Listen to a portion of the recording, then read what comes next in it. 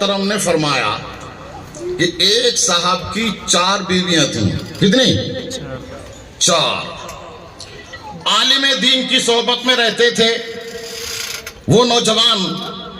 ये आलिम की सोहबत में रहना मुफीद है, आलिम से दूर भागना गैर मुफीद, फायदेमंद नहीं है। इसलिए हर मामला आलिम के दोस्त थे, इसलिए आलिम से मशवरा करते।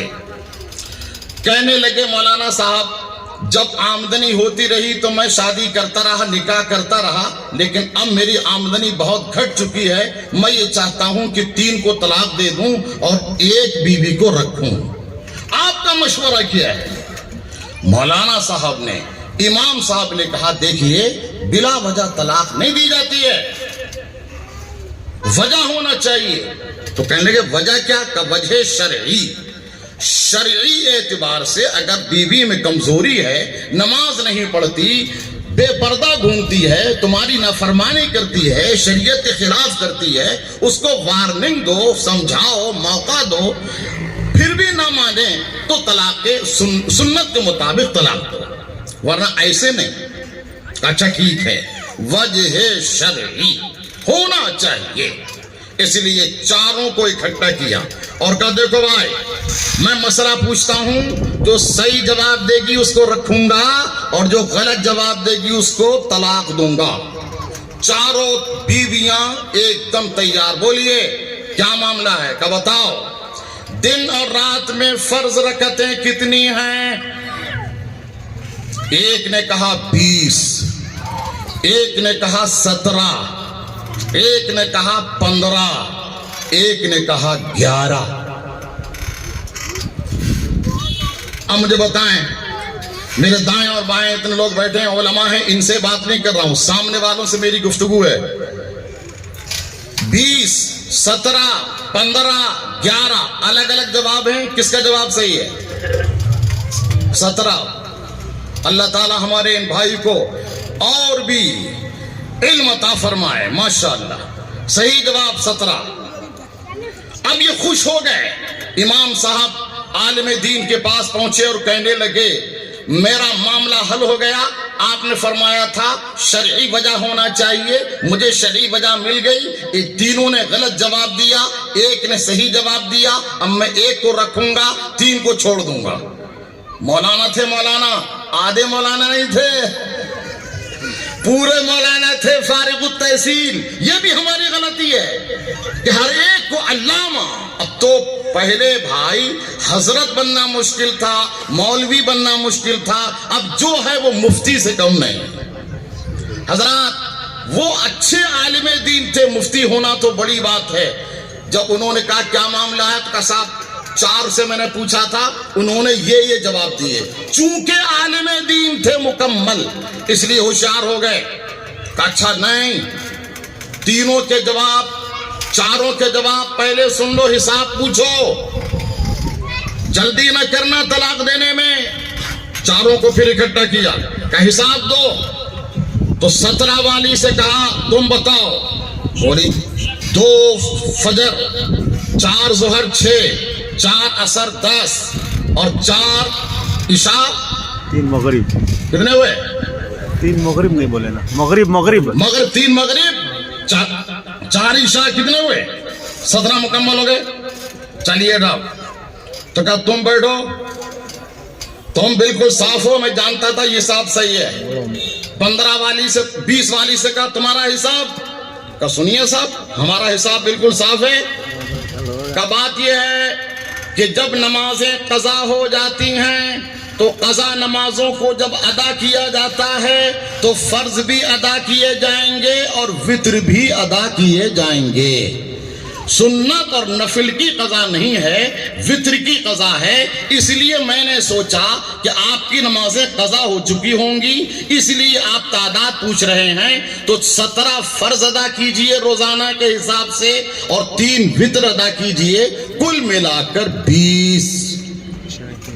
चलो ठीक है, 2 को तो रखना ही पड़ेगा। अब आप भी बैठिए इधर, 15 वाली तुम्हारा हिसाब, तो मेरा हिसाब भी साफ है। کہا کیسے صاف ہے بھائی؟ 15 تو غلط ہے. فجر. کہا نہیں غلط نہیں. فجر کیا معاف. آپ نے جس دن مسئلہ پوچھا ہے وہ دن جمعے کا ہے، اور جمعے کے دن 4 ظہر کے نہیں پڑھی جاتی ہیں بلکہ 2 رکعت جمعے کی پڑھی جاتی ہیں. تو 17 میں سے 2 نکالیے، کتنے ہوئے؟ 15. تو آج جمعے کا دن ہے، اسی دن مسئلہ پوچھا ہے، تو آج کے اعتبار سے کل فرض رکعتیں 15. ٹھیک ہے. اب 11 والی سے پوچھا تم بتاؤ، کہنے لگی آکس کے حساب پاکس از محاسبہ 6 باغ. حساب صاف ہے، حساب بتانے میں کیا ڈر ہے؟ سنو، بات یہ ہے کہ آپ کاروباری آدمی ہیں، لمبے لمبے سفر کرتے ہیں، اور جب مسافر کوئی شرعی اعتبار سے ہو جاتا ہے تو 4 کی جگہ 2 پڑھی جاتے ہیں. اس لیے مسافر کی نماز 2 فجر، 2 ظہر 4، 2 عصر 6 اور 3 مغرب 9، 2 عشاء 11 برابر مکمل. عالم دین کے پاس میں آئے وہ نوجوان اور کہنے لگے، انہوں نے یہ حساب بتایا ہے. کہنے لگے دیکھو اللہ تعالیٰ نے تمہاری بیویوں کو ایسا علم عطا کیا ہے کہ تمہیں شکر کی نماز ادا کرنا چاہیے، اللہ تعالیٰ کا شکر ادا کرنا چاہیے کہ ایسی بیویاں اللہ نے تم کو عطا کی ہیں. میرے دوستو، بتانا یہ ہے، ماں اور بہنوں سے کہنا یہ ہے کہ آپ کو اپنی حد میں رہنا ہے. اگر عورت اپنی حد میں رہے، بہن اپنی حد میں رہے، آگے نہ بڑھے، بیوی اپنی حد میں رہے، آگے نہ بڑھے، ماں اپنی حد میں رہے، آگے نہ بڑھے، ساس اپنی حد میں رہے، آگے نہ بڑھے، کوئی مسئلہ ہی نہیں. ہر معاملہ شاندار ہے. ایک حدیث پاک آپ کو بتاؤں، آقا کائنات صلی اللہ علیہ وآلہ وسلم نے ارشاد فرمایا، وہ عورت جس پر اس کا شوہر ظلم کرتا ہے، جس پر ظلم کیا جاتا ہے، وہ عورت جس پر شوہر ظلم کرتا ہے، جنت سے ایک حور آواز دیتی ہے، اس پر ظلم کیا جا رہا ہے، تو صبر کر رہی ہے، ان قریب میرے پاس آنے والی ہے، تو اس پر صبر کر، اللہ تعالیٰ تجھے صبر کا بدلہ دے گا. اگر کوئی عورت کے اوپر مرد ظلم کرتا ہے تو غیب سے آواز آتی ہے، اور اگر کوئی مرد عورت کے اوپر ظلم کرتا ہے تو غیب سے آواز آتی ہے. بہرحال ہر ایک کو اپنی اپنی حد میں رہنا چاہیے. سرکار ابدقرار صلی اللہ علیہ وآلہ وسلم نے ارشاد فرمایا، الا وکلکم راعٍ وکلکم مسئول عن رعیتی. ہر ایک تم میں سے حاکم ہے اور ہر حاکم سے اس کے رعایا کے بارے میں سوال کیا جائے گا. آسان لفظوں میں بات یہ ہے کہ اگر آپ بھائی ہیں تو اپنے بھائی کا حق ادا کرو. اپنے چھوٹے بھائی کی ذمہ داری آپ کی ہے، آپ اس کو سمجھاؤ. اگر آپ باپ ہیں تو آپ بیٹے کے ذمہ دار ہیں، اگر آپ ماں ہیں تو آپ اپنی اولاد کے ذمہ دار ہیں، اگر آپ عالم ہیں تو اپنے محلے کے ذمہ دار ہیں، اگر آپ امام ہیں تو آپ اپنے مقتدی کے ذمہ دار ہیں. ہر ایک حاکم ہے اور ہر حاکم سے بروز قیامت سوال کیا جائے گا کہ تم نے اپنے ماتحت کے ساتھ اپنی ذمہ داری کا حق ادا کیا تھا یا نہیں کیا تھا. میں سید رضوان صاحب اور ان کے معاونین اور یہاں کے علماء اور شہر کولار کے تمام ہی عمائدین کو مبارکباد پیش کرتا ہوں دارالقضا کے قیام کی. اور اس میں ایک دوسرے کا تعاون، ایک دوسرے سے اتحاد، ایک دوسرے سے اتفاق رکھنا بہت ہی ضروری ہے.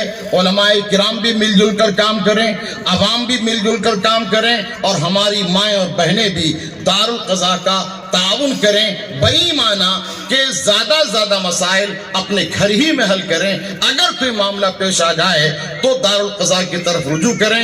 دارالقضا مردوں کی خدمت کے لیے بھی، عورتوں کی خدمت کے لیے بھی، اہل محلہ کی خدمت کے لیے بھی اس کا یہ قیام ہے. اللہ تبارک و تعالی دارالقضا قائم کرنے والے احباب